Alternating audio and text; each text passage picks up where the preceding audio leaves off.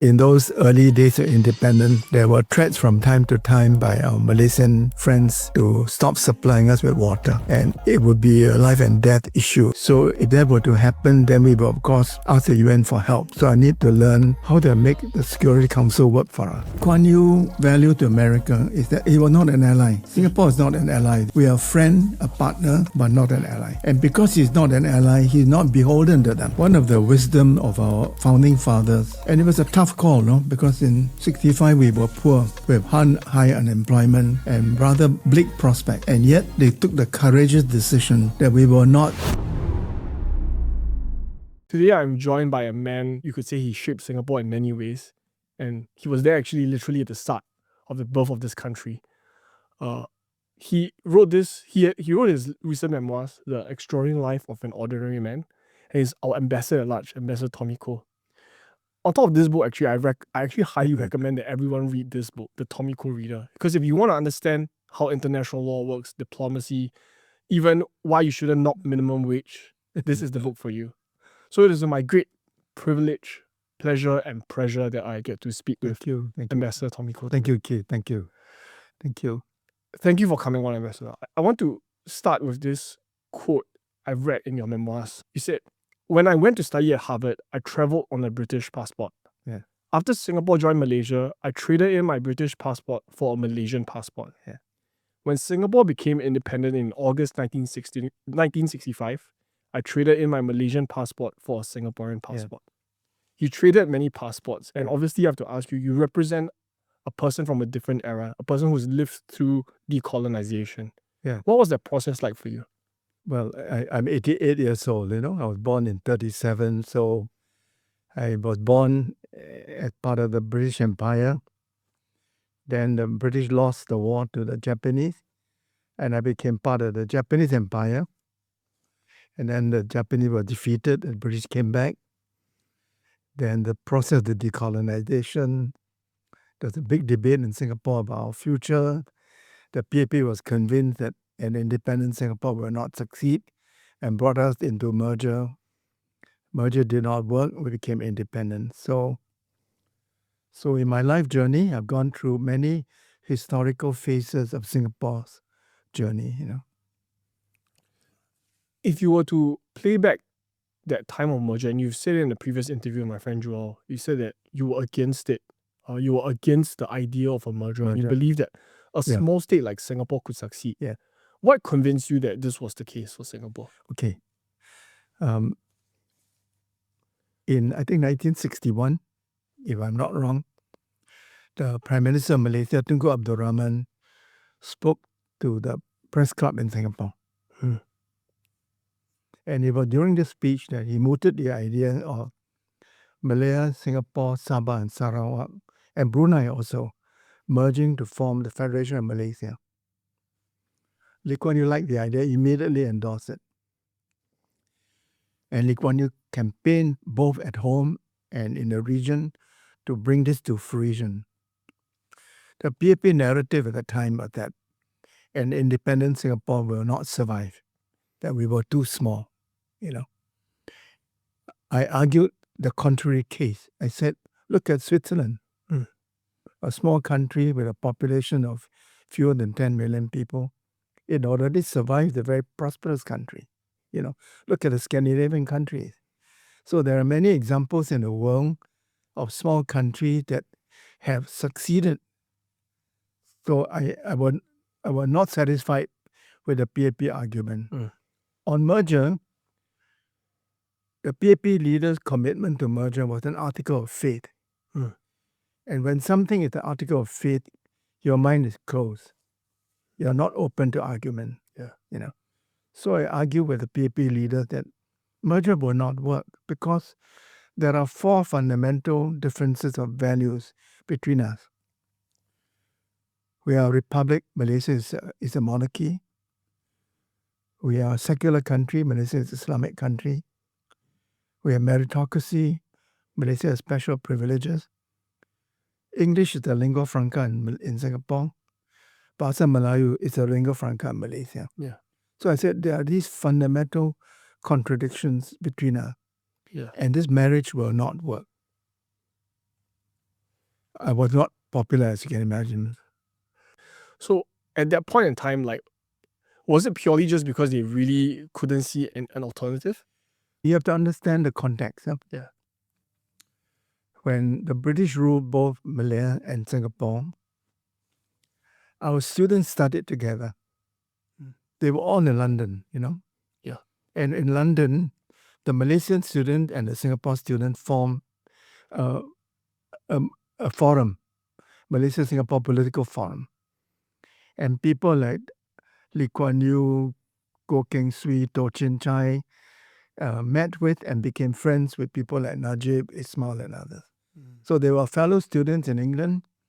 They were united in their cause to get rid of the British and to achieve independence. Yeah. And the Singapore leaders were bonded with the Malayan leaders. And for the PAP leaders, their belief in merger was beyond rational. It became an article of faith. Yeah. The current director, IPS, Janata Devin, said in a podcast about the recent exhibition Albatross found that the PAP belief in merger was an article of faith. Yeah. So they are not open to any contrary arguments. I remember reading about even other opposition parties were against that. They believed that it was not beneficial to Singapore. Yeah. And you said that you were unpopular. So then that begs the question, right? Because after that, you went into academia, you became a trained lawyer, you went to Cambridge, you went to Harvard, and you could have been a lawyer and they could have maybe left you alone. But then there came a faithful knock on your door in that sense. They asked you to be an ambassador to the UN. Not only that, the youngest ambassador to the UN ever. Well, our country was new. We were, because the PAP did not believe in independence, we had not prepared for independence. Yeah. So when independence came, we had no foreign service. So out of the blues, overnight, we had to set up a Ministry of Foreign Affairs. Yes. And you needed people to represent Singapore abroad. So the government looked around Singapore to see who can they persuade to serve Singapore abroad. And they picked some business people. In Malaysia, the High Commissioner was a businessman, Koh Teck Kin, and George Lian, But they asked a bunch of us from NUS, University of Malaya at the time. Professor Ang Kok Peng went to Japan. Professor Wong Ling Ken went to Washington. Professor Maurice Baker went to India. And I was asked to go to the UN. Yeah, I was the youngest of the lot, So at first I said, no, I'm just too young, inexperienced. How can I be an ambassador? I'm only 30 years old, right? They said, well, nobody else. At least you have been I was an intern at the UN in 1964, So at least you know something about UN. And it was Minister Rajaratnam that actually approached you to do it. Yeah. And you were newly married then. How did that conversation go? Actually, you see, the PAP leader knew me because I was very active on campus and I helped to organize forums, I was also a leader of the Socialist Club. And on top of that, I don't know whether you know this, but a bit of trivia. 1962, I was one of the founders of the Singapore Institute of International Affairs. Oh, wow. Yeah. So I was a very young lawyer, 62, but I felt that Singapore will always be part of a bigger world and we should be knowledgeable about the world. And I asked the British Institute of International Affairs, Chatham House, to help me set up a Singapore Institute, So I organized lectures, and so on. So the PAP knew that I was interested in world affairs, that I have friends in other countries. So maybe that's one of the reasons they picked me. But you were disagreeable with them and something so fundamental. Why would they, say, let's go and pick this? No, but I was proven right.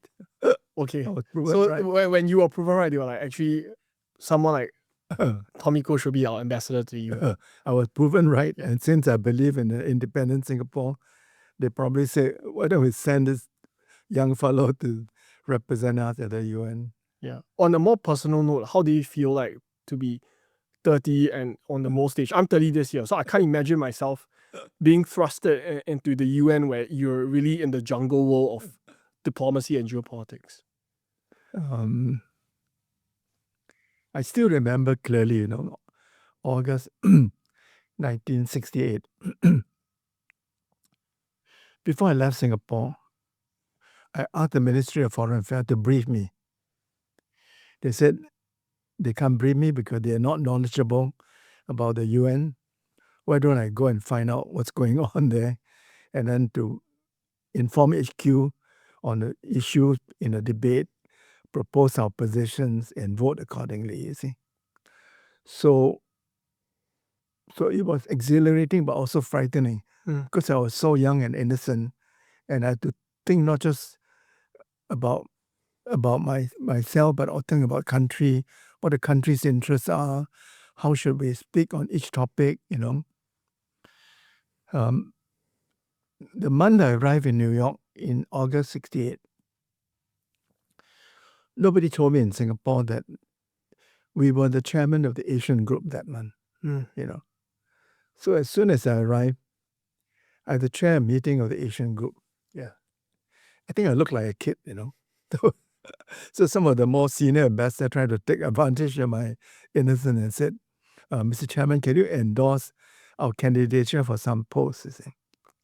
I said, I knew I shouldn't do that. I said, why don't you make the announcement and let's see whether there are any competing candidates. Sure enough, when the Ambassador of Pakistan put forward their candidature for a post, the Indian had a competing candidate, So I learned very quickly. Yeah. But it was also a traumatic entry to the world because that month, August 68, the Soviet Union and the Warsaw Pact ally invaded Czechoslovakia, Yeah. So I learned firsthand that international law cannot protect you. Yeah.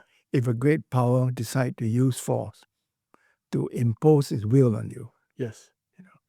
And I think even when you were writing a memoir, you wrote this line about when you were up to the UN, you're very cognizant of the fact that you have to prepare for an evil day, where Singapore would have to maybe leverage or use the UN to protect us in the case where we were defenseless, and we were indeed defenseless at that point in time. Happily, that period is gone. Yeah. But in those early days of independence, there were threats from time to time by our Malaysian friends to stop supplying us with water. Yeah. And it would be a life and death issue, So if that were to happen, then we will, of course, ask the UN for help. So I need to learn how to make the Security Council work for us.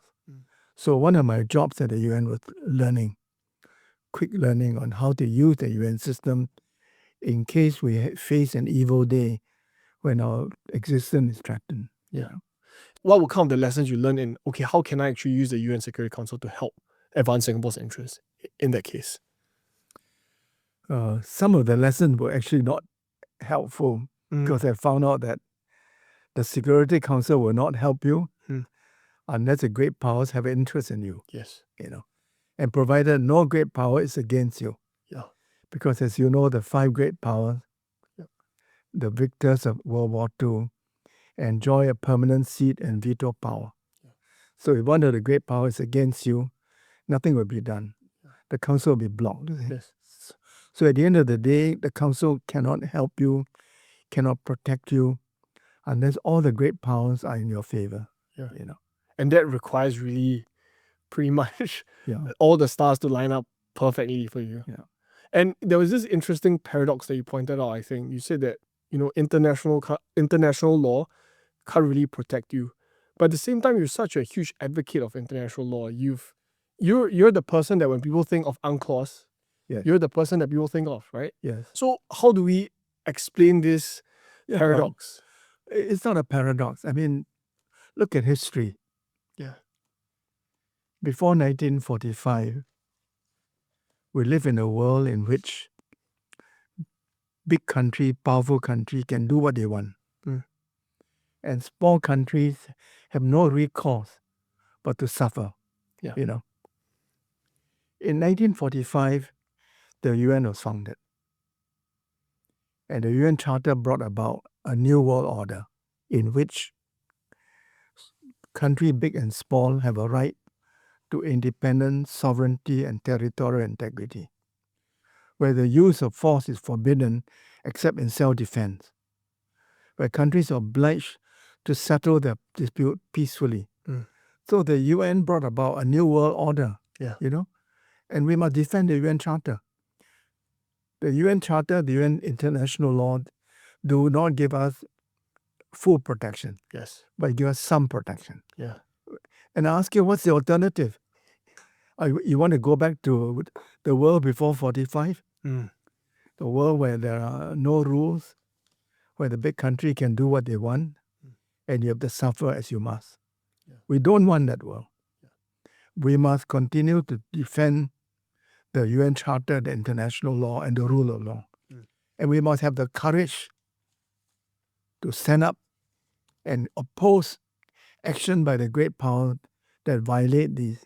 Recently, when the US went into Venezuela, it reminds me of the episodes that we've had in Singapore's own diplomatic history of like our involvement with Cambodia, for example. So in this case, what should Singapore's position be?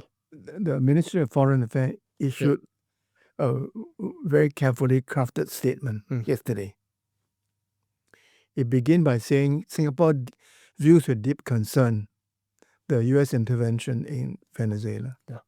Then it reiterated that Singapore has always supported the UN Charter, international law, and the rule of law. We've always opposed the unilateral use of force, including military force, that violate the independence and territorial integrity of other states. And we have a track record, I was at the UN in 1978 when we condemned the Vietnamese for invading Cambodia. I was at the UN in 1979 when we condemned the Soviet Union for invading Afghanistan. I was at the UN in 1983 when we had the courage to condemn the United States for invading Grenada.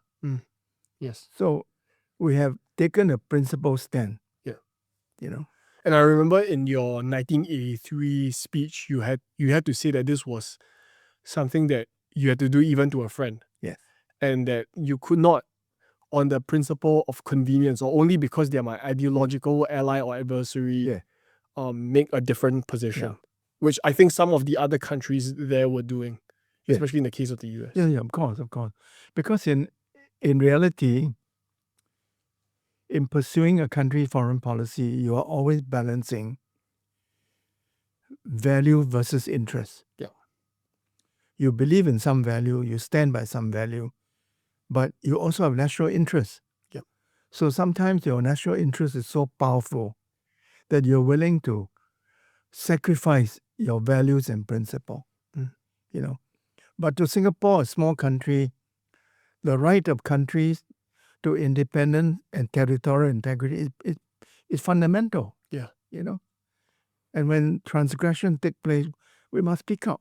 And to kind of maybe drive home the point of I think the kind of work they have done in international law, I wanted to quote this because I think it remains underrated. When you were the president of the UNCLOS, you said, and this was your reflection on the convention, the ratification of the convention. You said on 10 December 1982, we created a new record in legal history. Never in the annals of international law had a convention been signed by 119 countries on the very first day, which it was open for signature. How should we understand the significance of this constitution for the ocean, as you put it? 70% of the Earth's surface is water. And the oceans is not only a source of food, but it is also the highway of the world. And most of international trade is maritime trade. So shipping, freedom of navigation are fundamental to the world's interest, not just to Singapore's interest. The old law of the sea began to break down after the Second World War.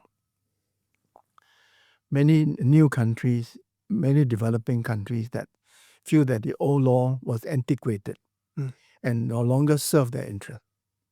So they wanted to change the law. And we looked through a period of chaos when the old law was breaking down, there's no new law. So the UN convened the third UN conference on the law of the sea. we had a very big ambition. Our ambition was to write a new law of the sea for the world, And because we were so ambitious and the agenda was so extensive, it took us 10 years to get it done. Yes. Many people thought it would never be done.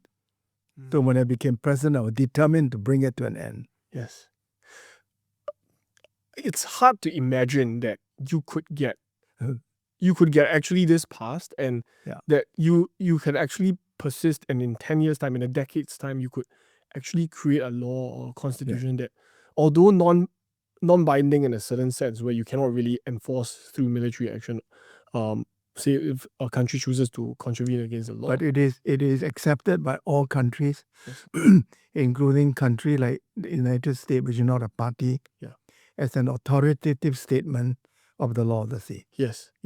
So my dream in 1982 that the law of the sea convention will become a constitution for the world's ocean has come to pass. Yes. One of the lessons I took from that essay, and in particular the UNCLOS, your work in UNCLOS, was that you really had to get buy-in from all kinds of countries, right? Landlocked countries, maritime countries. Everyone had to agree that this was a good piece of legislation and was mutually beneficial. Yeah. How were you able to kind of That's why it took so long. Yeah, but how were you able to not only persist, but actually get the buy-in at the end of the day? The art of negotiation, the art of compromise, and creative thinking to find solutions that accommodate the competing interests of all stakeholders. So in the beginning, in the conference, there was a lot of heated debate, but there were no text. We need a text. So in 1976, I made a proposal to the conference. I said, we are floundering. We are going round in circles. What we need is a single negotiating text. And I proposed to the conference that why don't we ask the chairman of the three committee to submit to us a draft single negotiating text. Yeah. And to my happy surprise, the conference adopted my proposal. So beginning the next year, 1977, we had a single negotiating text. Yeah. You need a text to work with, Once you have a text, then countries look at the text, identify their interest. And groups of countries begin to form around their common interests. So coastal states have a group, landlocked states have another group. Countries with broad continental shelves have a group. Countries with long distance fishermen, they have a group. Countries that depend on coastal fishing, they have a group. Yeah. So once the interest group are identified, it makes negotiation possible. Because then you convene all the stakeholders. Yeah. And you try to understand each country or each group's interests, and you try to find way to accommodate these competing interests in a compromise text. Yeah. That took time. But it also took leadership, you see. Because the conference took so long, over time there emerged in the conference a group of leaders. And it was these leaders they represent different interests, but they are united the common vision to complete the conference successfully and to adopt a new law of the sea treaty. You were the chairman, but you were also from a small state. You were from a small country like Singapore. And you said earlier that, in those days, some of them might take advantage of your juniorness, or, they might take the advantage that, you're from Singapore, a small country. Once you're elected chairman, your position doesn't depend on the size of your country. Okay. Because being a chairman gives you inherent power. I see. You're the convener, you're the chair. Yeah. You lead the negotiation. You have great influence over the outcome of a negotiation, So once you become chair, you transcended the size and limitation of your country, I would say, But with the advantage come a huge burden. Because the whole conference depends on you. Yeah. You're their leader. They depend on you to bring the conference to a successful conclusion. There is this idea that nowadays, like, international law is kind of receding. That we are entering maybe a new, some call it the multipolar world, where great powers are able to exert more forcefully on their spheres of influence. Would you agree with the assessment, and B, like, then where does the role of international law play into this? Okay, I've come to the sad conclusion that we will never have a world without war. There will always be conflicts and war. It seems to be inherent in the nature of man, But at the same time, the majority of us in the world want to live at peace. Yeah. I would say of the three big goals of the UN, peace, development, human rights, peace is the most important. Without peace, there would be no development. Yes. Without peace, there will be no human rights. Yes. Therefore, we must support peace. We must support the instruments that promote peace. The UN Charter, international law, the courts. And we must have the courage to stand up and say no to powerful countries when they take the law into their own hands and use force to assert their will, whether in Moscow or elsewhere, So we will always have transgressions. We will always have countries that violate the law, use force. We will always have a country that say, I'm not interested in settling my dispute with my neighbor by peaceful means. I will use my superior force to assert my right. But these are minority. The great majority of countries in the world want peace. Yeah. They want to live under the rule of law rather than the rule of force. So if you ask me, what kind of a world do we live in today? I would say most of the world still live in peace. But there are areas in the world where we are witnessing war and conflict. Yeah. But we must never give up our quest for peace and world order. Yes. Yeah, this is a similar takeaway I had when I read Prof Koh's book on the ASEAN Miracle. And part of it was him articulating the fact that ASEAN has created, for a large part of our history, a time of great peace that enabled development. Yes, absolutely. And Kishore is right that if the Nobel Peace Prize Committee gave the Peace Prize to EU, they should consider giving it to ASEAN too, Yes. Because ASEAN has brought about a long period of peace in Southeast Asia. Yes. Of course, there are still conflicts like current one between Cambodia and Thailand, but these are minor, There are no big war in our region, And the challenge is that sometimes we cannot imagine the counterfactuals. Meaning, like, for example, we see what's happening in Thailand and Cambodia, but we don't think actually this could have been much worse. Of course. Which is, I think, something that it could have escalated out of control and become a full-scale war, no? Yeah. But because they are members of ASEAN has a restraining influence on them. They were in a summit in Kuala Lumpur.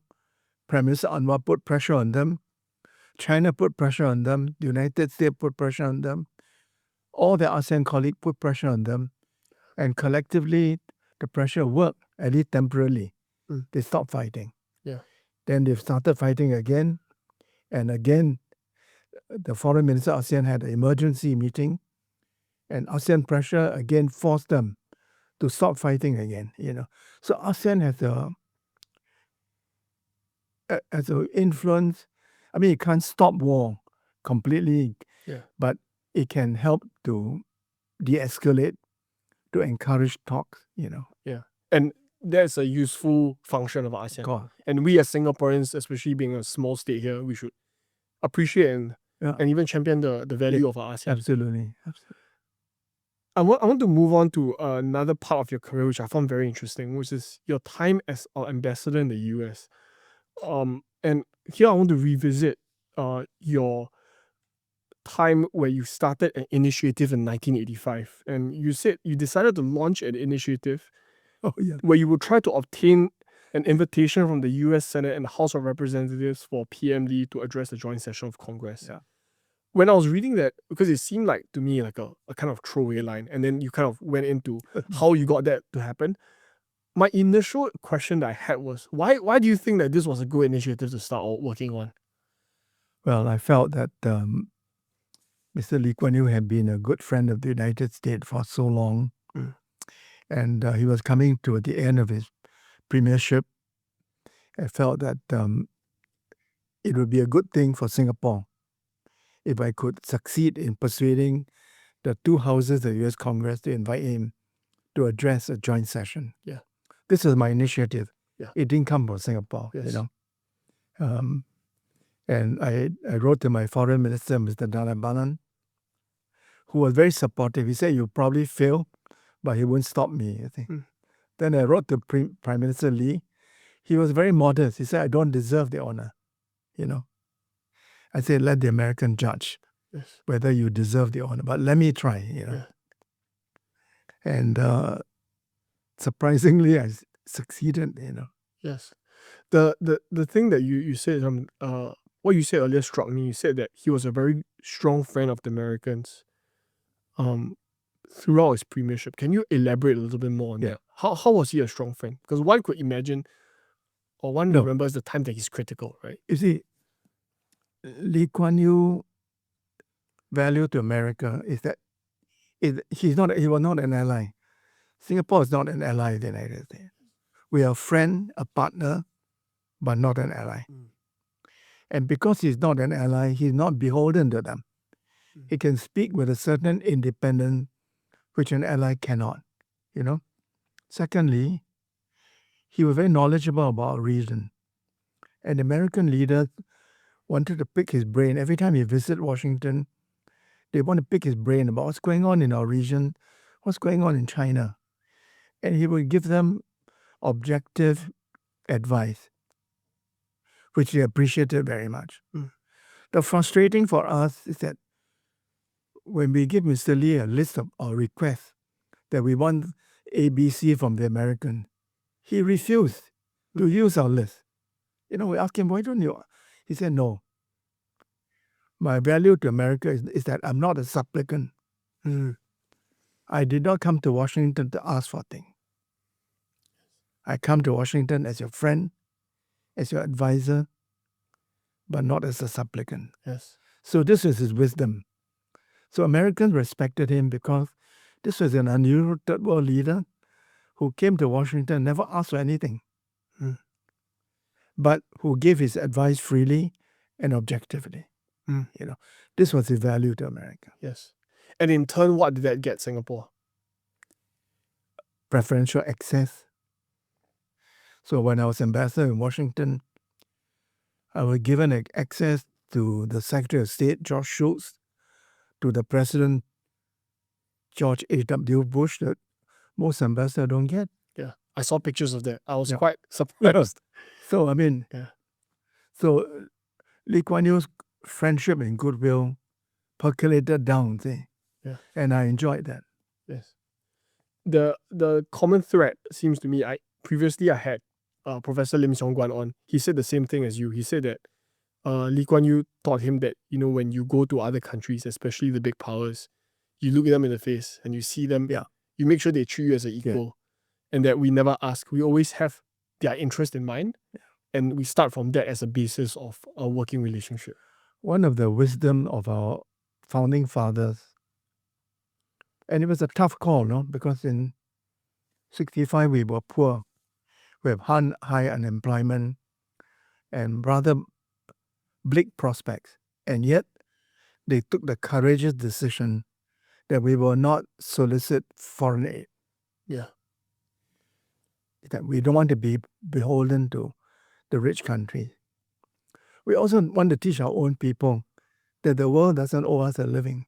We have to work hard, make our own way in the world, And because we don't solicit and don't accept foreign aid, it gives them a certain dignity and standing that many developing countries don't have.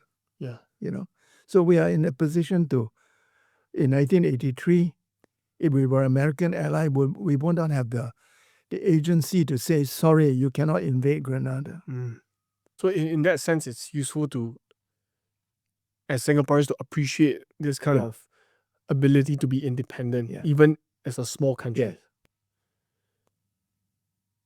You were also like one of the most prescient observers of America. So I referenced earlier, we had this conversation about this 1986 essay that you wrote, or this prepared remarks that you gave at Harvard. And in it, what I found surprisingly timely about it was that in 2026, the problems that you diagnosed about close to, 40 years ago, remain true today. You talked about the influence of media. Yeah. You talked about the influence of lobbying in America, and the influence of money in America. Help me understand, what are some of the unique dynamics within America that we as Singaporeans should understand if we want to make way in the world? Yeah. First, the American democracy is a unique democracy. Yeah. There's no other democracy in the world like the American democracy. What do I mean by that? It is a system of checks and balances, So the founders of the Constitution did not want concentration of power, either in the president or in Congress or in the courts. So they check each other. Power is dispersed. Power is broadly dispersed, not only between different departments of the government, but also between the government and Congress, between government, Congress, and the private sector. The private sector have an influence in America that no private sector in any country has. I'll give you an example. When I was negotiating the free trade agreement with the United States, I received no calls on my mobile phone from any of our private sector leaders. But my American counterpart, Ralph Ice, was constantly answering questions on a mobile phone from business leaders who were asking him about the state of the negotiation, whether he was protecting their interests and so on, This is a unique aspect of America. Yes. But on the negative side, there's too much power given to big money. Yeah. And it's got worse. It's got worse. You now see so many plutocrats, and the influence they enjoy in Washington is, I think, not good for America.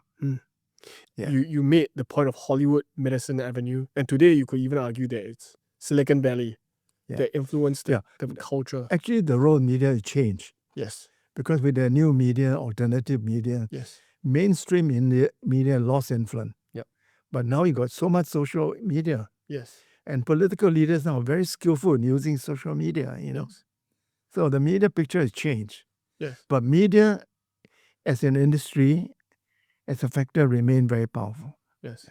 One of the things that I found to be true today was that, when you talked about the role of the entertainment industry, you said that in America, there was this idea that everything had to be captured in a soundbite. So, and you made this point about, I think, a Congressman Dunn, who said that he could not articulate a proper response in gun control within 2 minutes. Yeah. But if you look at social media today, it's interesting that even in the US, it's like there seems to be a move towards a lot of these meme communication. You need short and snappy, but at the same time, more long form as well. Yeah. So in that sense, I found it prescient that the culture of just only being able to communicate in short snippets remain to be true today. Yeah.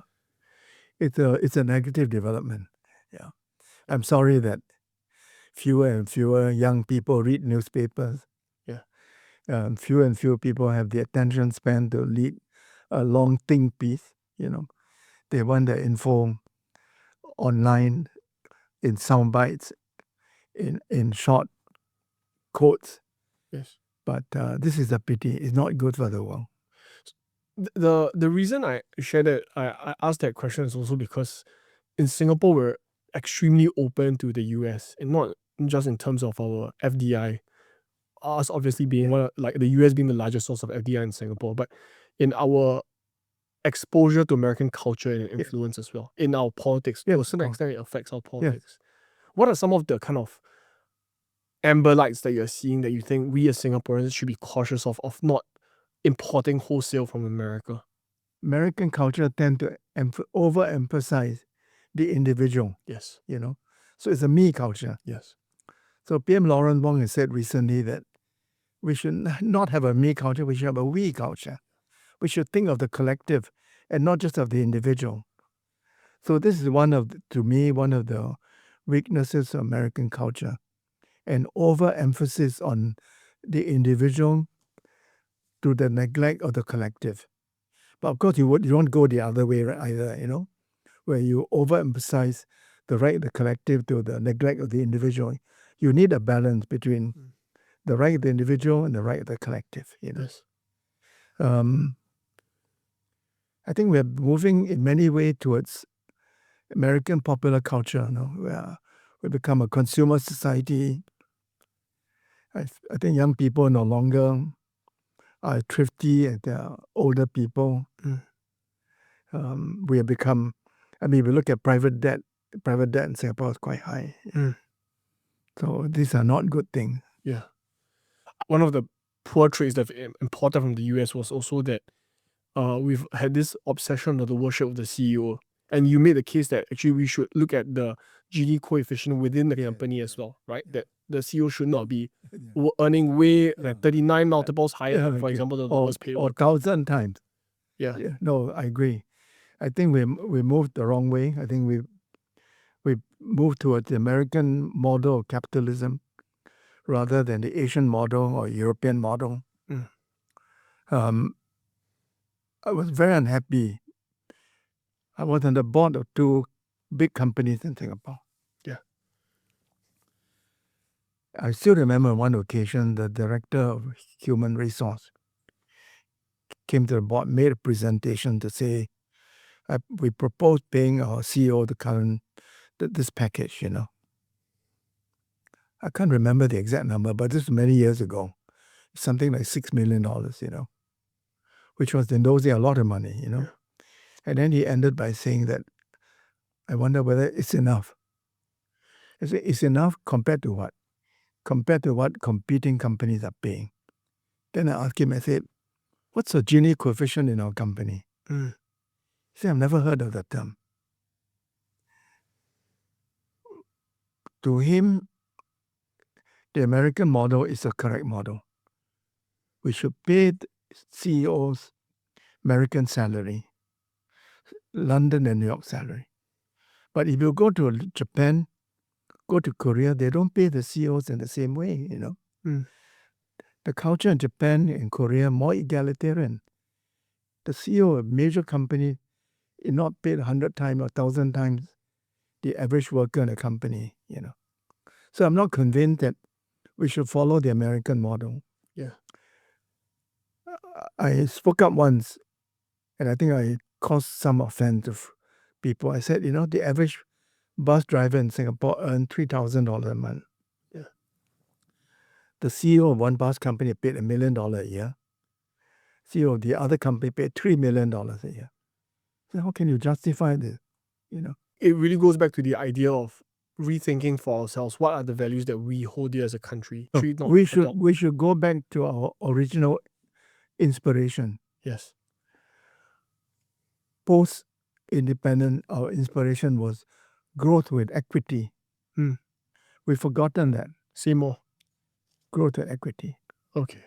And in the old days, in my father's day, most Singapore companies have a system of profit sharing. Okay. At the end of the year, if the company made a lot of money, they will share the profit with the workers. Yes. We've lost that, you know. Now is working for shareholders, working for senior management. Yeah. I say, what about the rest of the employees? Don't they matter? Shouldn't you also think of the supplier? You can't just squeeze them. Don't you think you should also think of your customers and think of society at large? Yeah. You know. If you were the management, one could argue that to make a more just society that we should always leave some money on the table for the rest of the folks? I wouldn't say leave. It's actually good practice. I'll give you an example. A friend of mine is a restaurateur and a successful one. Then she opened several more branches. So I asked her, I said, many restaurants in Singapore have trouble recruiting and retaining staff. How are you able to do it? She said, I pay above market price. Yes. And I have a system of profit sharing. Yeah. So if you pay people well, if you share the prosperity of the company with your staff, I think they will have better prospect of attracting and retaining people. But most of our company don't do that. And I regret to say there are very few good bosses in Singapore. Most of our bosses are not good bosses. What would a good boss look like to you? First, you must respect your colleagues. Don't just look up, but also appreciate people who work below you. Second, help to develop them, empower them. Yeah. Don't just exploit them and take advantage of their work as yours. And be a good team player, One of the reasons I chose the title of my memoir, The Extraordinary Life of an Ordinary Man, is to make the point that you may be successful, but the success is not due to your own ability. It's also due to the contribution of your team, due to opportunity, and due to good luck. Was there something that you've seen? Because when I was reading your book, right, one of the strong themes throughout is that you really had also good bosses that I wouldn't say, I think take care is the wrong way to frame it, but that believed in you. Like for example, I think when they chose you to go up to the UN, I was like, wow, that's actually a huge bet on a 30-year-old young lawyer, and we're thankful it paid off, and you did more than represent Singapore well. You did a great deal of good for the international community. So is your idea or this perception of what a good boss or a good leader very much influenced by your own personal career or your own journey through the foreign service? Probably influenced by my scouting days. Same on. I was a scout leader, so I think from those early days, I learned to be a good leader, take care of the people in my troop, in my patrol, treat everybody with respect, appreciate contribution, all members of your team, not just the top, but also people in the middle, people at the bottom. Yeah. I wanted to hear from your point of view as well. Like, what do you think American culture did right in Singapore? Like, what did we learn right from the Americans that that we should continue doing? The belief in upward mobility, the American dream. The American dream was, no matter who you are, where you start from, you work hard, with a big luck, you can get to the top. That's the American dream. In Singapore, at least up till now, no matter who you are, where your starting point is, with ability and hard work, opportunities will be given to you to study, to work and excel. Yes. That's very American, and I think that's an important lesson. The other lesson we can learn to America is not only to do research, but to apply research with innovation and creativity. If you look at the world today, high technology dominated by the United States and China. Yeah. And in America, high technology is being led by the so-called seven magnificent companies. Yeah. Why are there no equivalent in Europe? Because America has this unique culture of supporting innovation and not stigmatizing you if you fail. In America, If you fail and it's an honest failure, it doesn't matter. Pick yourself up and try again. Try and try until you succeed. We should learn from America. There's no shame in failure if it's an honest failure. Yes. And we must have a system that supports, innovation, creativity. I speak to my American friends and I compare ourselves to them sometimes, and we share a similar belief in meritocracy, meaning that we believe that Yeah. If you can prove yourself to be competent, you to a certain extent you deserve the fruits of your labor. And sometimes they take it to the extreme, like we've talked about earlier. But with that also, they are much more willing to venture, which is something that I think a critique of the Singapore system or Singaporeans in general is that we are becoming increasingly risk averse. Do you agree with that assessment? I think we're becoming less risk averse. Okay. Yeah. I think that we're becoming a very important hub for startups, Yeah. So the ecosystem is changing, I think we're trying to promote young people to be brave, to start their own company, to, take a leap. I think we're changing, but we should change faster. And here we should look to America for inspiration, Yeah. We cannot replicate Silicon Valley, but we can replicate the value of Silicon Valley. Yeah, that's great food for thought. As we speak about America, there is another, we cannot talk about China. I found something really interesting when I was reading your memoirs, which was that you were actually the person in charge of organizing the first trips to China for 3 key leaders. Because you were in the UN, and back then we didn't have official relationships with China. So you had to find your counterpart in the UN from China, and you had to organize these 3 trips for Dr. Goh, for Prime Minister Lee, and Mr. S. Rajaratnam. How was that like? Well, in 1974, the government persuaded me to leave the law school again and to go back to the UN because they wanted me to be the leader of a delegation to the Law of the Sea Conference, So I agreed reluctantly because I love my academic career. But the government also told me that I have a second job, which is to contact the Chinese ambassador to the UN, a wonderful man called Huang Hua, and to begin a dialogue with China through him. So for 2 years, I was a contact point between Singapore and China. Yeah. And in 1974, a very good friend who's passed away, Lee Chong Yap, and I took some risks and decided we will organize a working dinner between our foreign minister, Mr. Rajaratnam, and the leader of the Chinese delegation.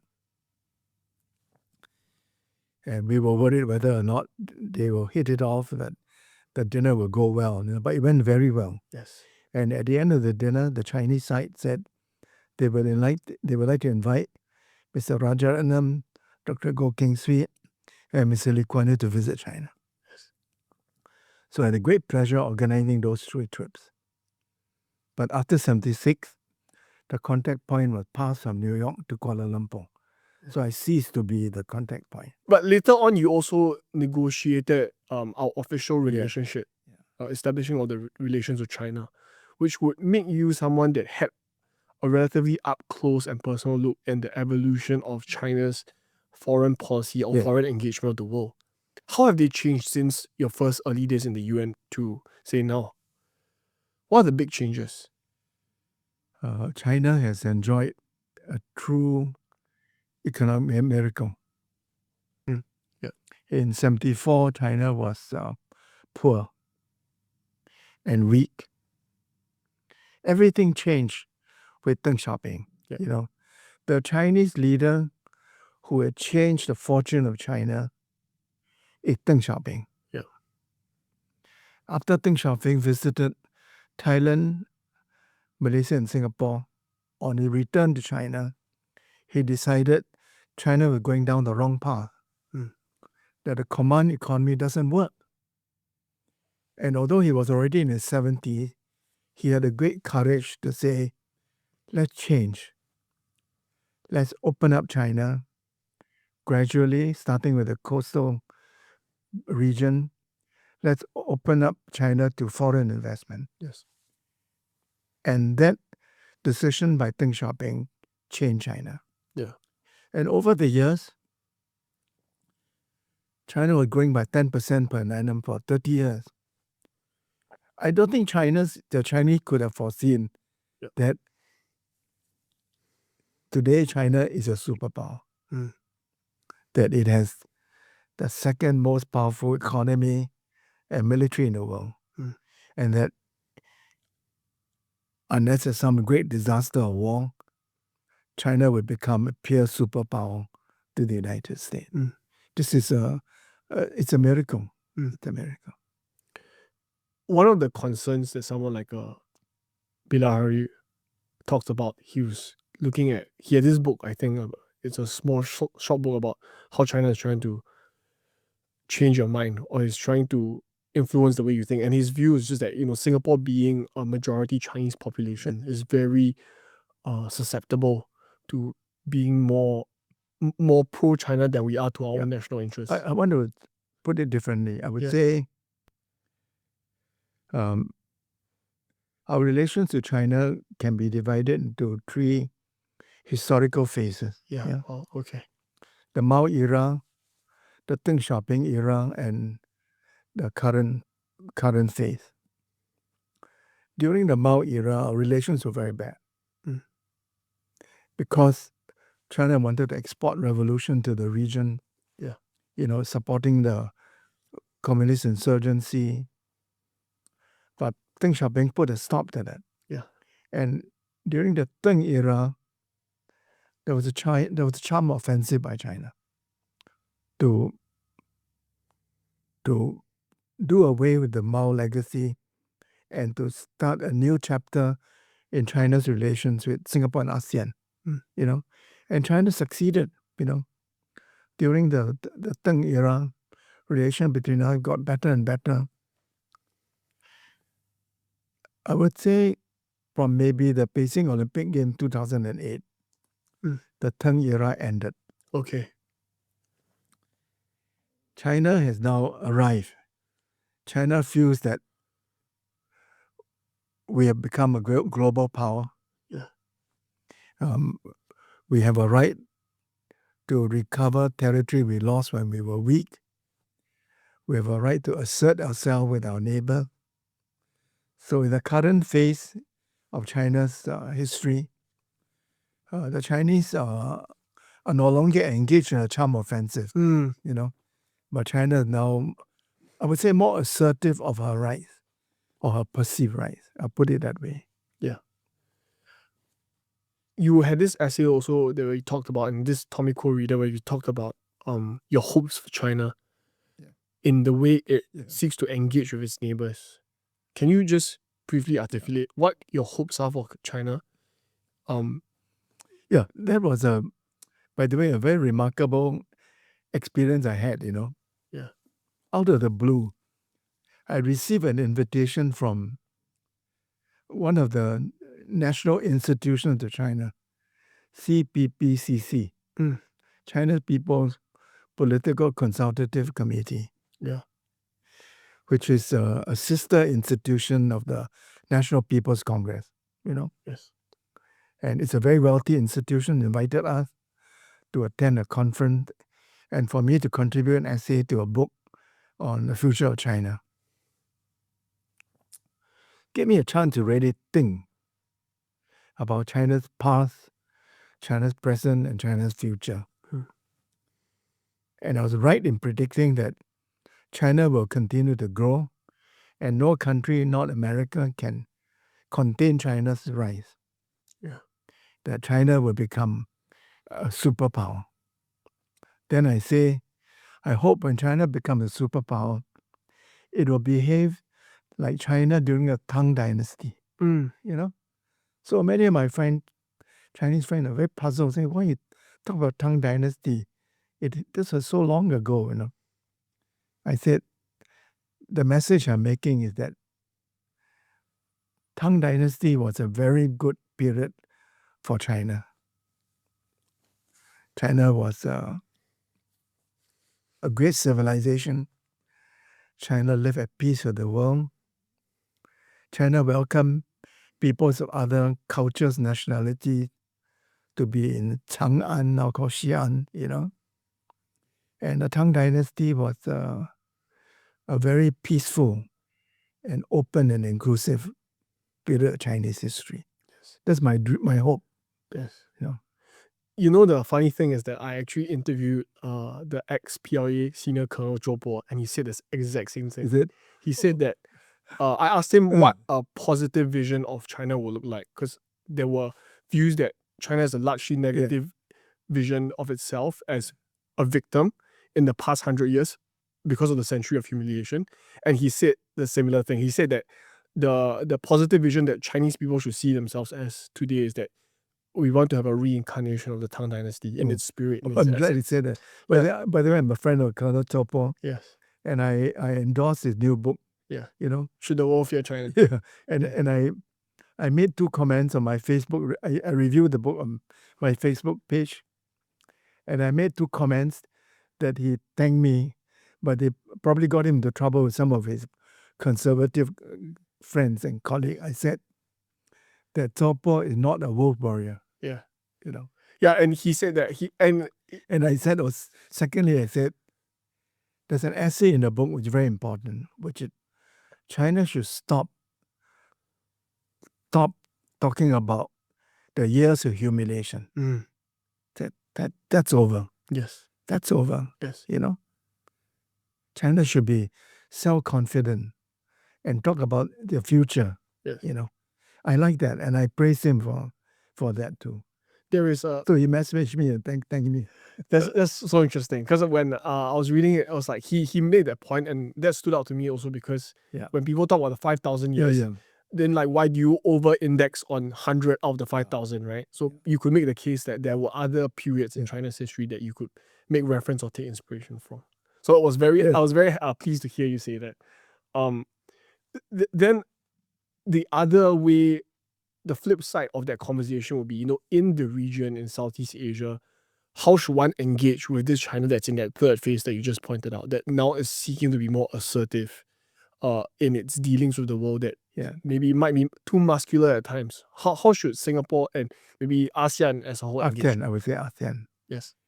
Singapore alone may not be strong enough, but collectively as 11 countries, we have considerable weight and influence. I think ASEAN should continue to engage China. ASEAN is grouping is not anti-China. We are a friend of China. And the Chinese should know that the ASEAN countries have goodwill and friendship for China. And we will not join the United States in confronting China or seeking to contain China. But at the same time, we expect China to behave like a good neighbor, and not impose his will. If by doing so, they're harming their neighbor. So I made this point to my Chinese friend many times, that the Mekong River is an international river. It's not a national river. And although it began in Tibet, you don't have absolute sovereignty over the river. So what do you do in the upper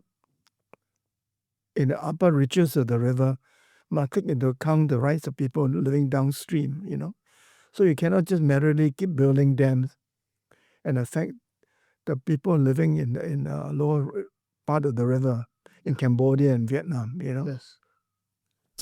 So that's the point I'm trying to make to my Chinese friend, that you're big and powerful and rich now, And we like you, respect you. We want to be your friend and partner, but we also want you to behave like a good neighbor and take into account the interests of others, not just yourself, And also take into account the relevant international law on the South China Sea. Yeah. Right? You wrote this essay on the South China Sea, and it really, first of all, mapped out a lot of the key facts, key claims within with regards to the area. But the South China Sea becomes a natural talking point, because when people talk about China's neighborliness with the region of ASEAN, this comes up as an issue. Do you see us actually, do you see a way out of this bind? Because from the way maybe a casual observer is like it seems to be a very messy political situation. Yeah. Is there a way out? Is there a way out? If there's political goodwill, there's always a way out. So the question is there a political will on the part of China and the claimant states, especially Vietnam and Philippines, to seek a fair and balanced outcome? Yeah. If there is will, there's a way out. Yes. My sense at the moment, there's no such will. Yeah. And you made this point also, I think, before, which is that this is something that you can't use the law to solve. No. Right? This is You not can't. a legal problem. Yeah. For the most part, it's a political problem. Yeah. Yeah. And there's a problem, there's a problem which hard to overcome unless our Chinese friend reconsider their policy. Yeah. Although China is a party to UNCLOS, and China has a judge both in the International Court of Justice, International Tribunal for the Law of the Sea, Yeah. but as a national matter of national policy, Yes. China will not take a dispute over sovereignty to the court. You know? So it will not take the dispute with Vietnam and Philippines on the South China Sea to arbitration or to a court of law. Yeah. So that's a problem, you know. Yes. So China keeps saying that, no, let's negotiate. Yes. But sometimes negotiation don't succeed. You know? Yes. And the position of ASEAN country is more logical, you know. If negotiation don't succeed, why don't we think of taking it to some other procedure? Yeah. Like conciliation, like arbitration, Yes. like, you know, mediation or adjudication. But that would require... So it requires a change of policy on the part of Beijing. Yes. And that would require art of compromise, as you put it earlier. I wanted to ask you a little bit more about your privileges of working with a different generation of leaders. There is only one man that I think in Singapore today alive that can say that they've worked under David Marshall, they've worked under Lee Kuan Yew, they've worked under Goh Chok Tong, they've worked under Lee Hsien Loong, and they're now working under Lawrence Wong, and that person is you. So I'd like for you to, share with us, maybe one key lesson or insight you've learned from each of these giants, and maybe there are other leaders there that you throw in the mix that you think, hey, every young Singaporean today should know of these leaders. So maybe we'll start with David Marshall, someone that you consider your mentor in your early legal days. Marshall was a better lawyer than a politician. He was not a good politician. He believed in Singapore. He committed to Singapore. I'll give you something that people don't know. The state of Israel made him an offer and said, come back to Israel. We'll make you the Attorney General of Israel. Wow. He said, no, I'm a Singaporean. Wow. I'm not Israeli. He's Jewish, but his commitment to Singapore are total. Yeah. He was not interested in leaving Singapore to become the Attorney General of Israel. Yeah. So I admire the fact that he was totally committed to Singapore. Excellent lawyer, not so good politician. But in a way, he played a role in our battle for independence because he was very strongly anti-British, And then what about Prime Minister Lee? Prime Minister Lee, I think he was charismatic. One thing I learned about him is that, like Marshall, he loved only Singapore. And his commitment to Singapore is total and all-consuming, always thinking about Singapore. Yes. His work ethic is like David Marshall, very hardworking. So when I was helping Mr. Lee Kuan Yew to draft his speech for the US Congress, I was impressed at how many iterations it had. He was working on it every day, polishing it, making it better, And I told my wife that, boy, this guy is really hardworking, and he had something that has become a Singaporean virtue, the pursuit of excellence.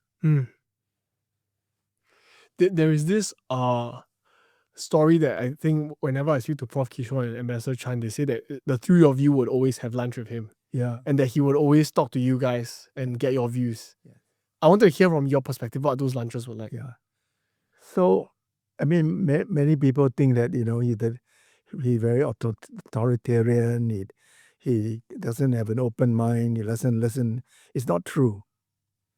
I think of our leaders, surprisingly, and the public was surprised to learn that he's the most open to other views and most eager to seek other views. So there was a period when Kishore, Heng Chi, and I were in Tang at the same time. And he would invite the three of us to have lunch with him regularly, talk about developments in the region, in the world. He was genuinely interested in listening to our views, even if we sometimes don't agree with him. And in private, he was a perfect gentleman, We were surprised that he insisted we must walk ahead of him, be served ahead of him, and we said, PM, you first say no, you are my guest, So we really enjoyed those lunches we had with him. Yeah. If there was a foreign policy legacy that he had that you think, Singaporeans should kind of appreciate or care for? The Singapore is truly independent, not beholden to other country, that it will stand up for its national interests, and that although it's a small country, it will fight to protect its security and national interests. Yeah. And then after that, Goh Chok Tong took us to another level, because the foundation was already built. Goh Chok Tong was an excellent diplomat. Yeah, most people don't realize that he was a better diplomat than Lee Kuan Yew. Because of his personality, he's very charming, very relaxed, and the foreign leader like him. I remember sitting with him in a meeting he had with a European leader. At the end of the meeting, they shook hands, and then before he left, the European leader turned around and said, "By the way, I like you." Then Mr. Goh asked me, he said, "Does any leader ever say that to Lee Kuan Yew?" I say no. I say no, because I say they like your openness, your lack of arrogance, your humility, your sincerity. Yeah. He was a very good diplomat, and because of him, he launched many things for us. Yes. I remember the US-Singapore Free Trade Agreement. It's like the famous golf game in Brunei. Yeah. That was the one that really kickstarted. But he was also very devoted to ASEAN. Yes. He introduced something called Initiative for ASEAN, which is to help bring up the 4 new countries, Yes. So because of his leadership, I don't know whether you know that there are Singapore offices in 4 countries, Cambodia, Laos, Myanmar, and Vietnam, basically to help those countries with technical development. Yeah. And we bring them to Singapore for training. Yes. Yes. I remember reading the both of his memoirs, that Patient Way. He was also the person who came up with the idea of ASEAN Free Trade Agreement. It was his idea, But he's a modest guy. Instead of doing himself, he asked the Prime Minister of Thailand, Anand Panyarochun, to be the champion. Wow. Yeah. He came up with the idea of ASEAN Regional Forum. But again, he asked the Thai to claim credit for it. Yeah. He was the one who came up with the idea of the Asia-Europe meeting. And again, asked the Thais to do it. Yes. Wow. So we have had a gem for a diplomat as our Prime Minister. Yes. And he also founded IPS as well. Yes. In Singapore. Yeah. Something that most Singaporeans he's still the patron of IPS. Yes. Yeah. And then after that, you served with Prime Minister Lee Hsien Loong. What was that, key lesson or key core insight? Hsien Loong is a different person from PM Goh Chok Tong. Yeah. Hsien Loong was always very disciplined, very focused, very businesslike. But I like working with him because, he always was clear-headed. He had an agenda, and we were clear about what our job was, how to help him succeed, Um, And finally, now we have Prime Minister Lawrence Wong, where the verdict might not be out yet. But if you could give us some inkling or share some insight as to, what excites you or what keeps you hopeful for the future working for him. no, but he's the right leader for the new generation of Singaporean. Say more. Say more. Well, Singaporean like the fact that he did not come from an elite school. Victoria JC. I was from there. They like the fact that he came from a humble, not a famous family. Yeah. They like the fact that he is not a one-dimensional person, Yes. that he loved music. He's an ordinary guy in the sense that, So I think that, he engages well with people. I mean, he's a good listener. So I think he's a good leader for our time. Yes.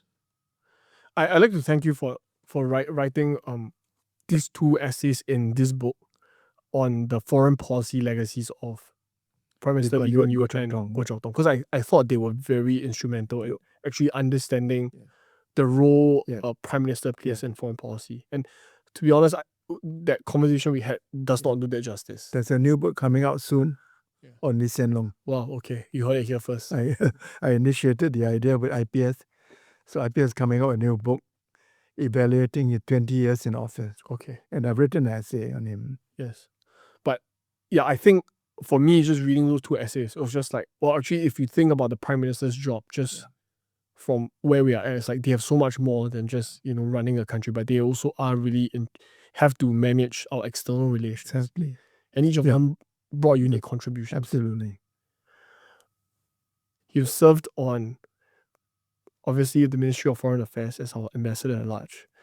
So your diplomatic accomplishments are many, but you've also been in other areas like education. You were a rector at Tembusu College.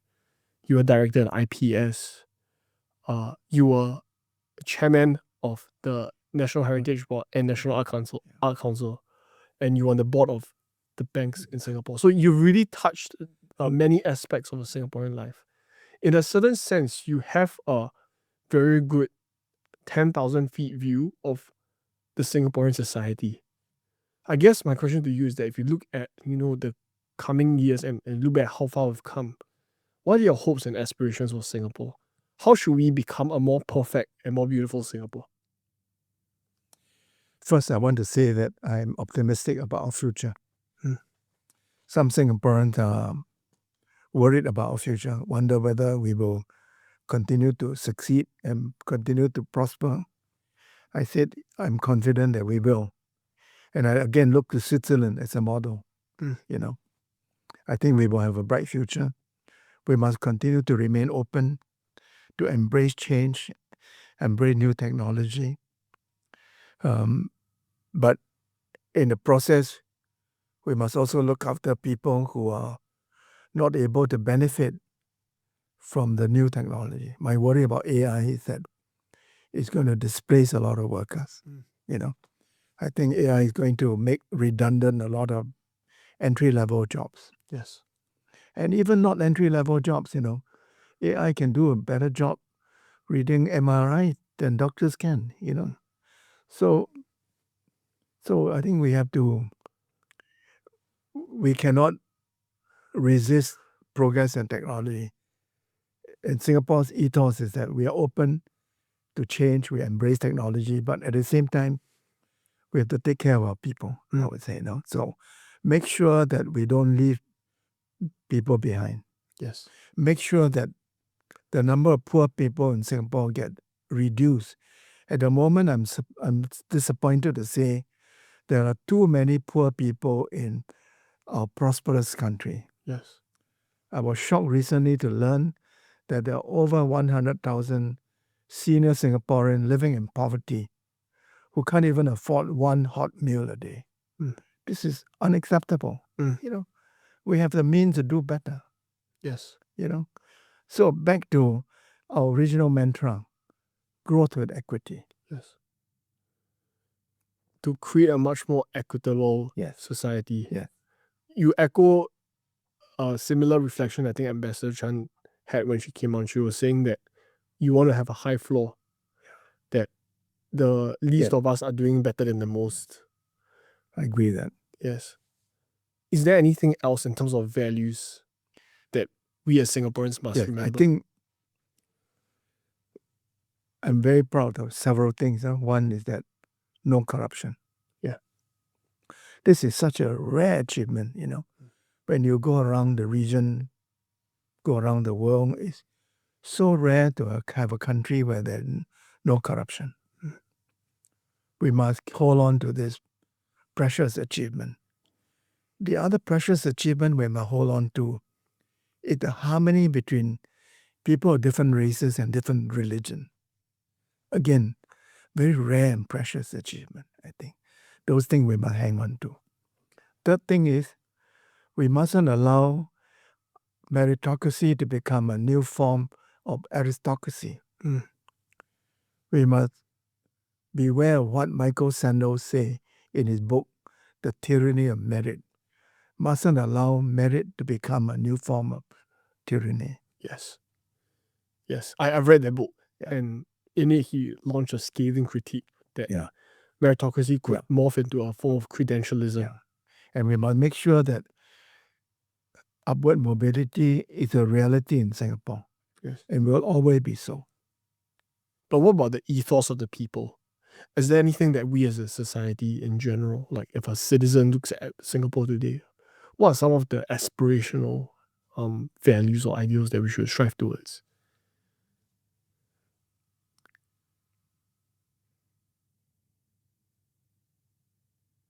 Having been rector of Tembusu College for over 10 years, I must say that I am impressed with our young kids, the students at our university. They are good people, extremely intelligent, hardworking, but they also care for their colleagues, care for society, care for nature, care for the world,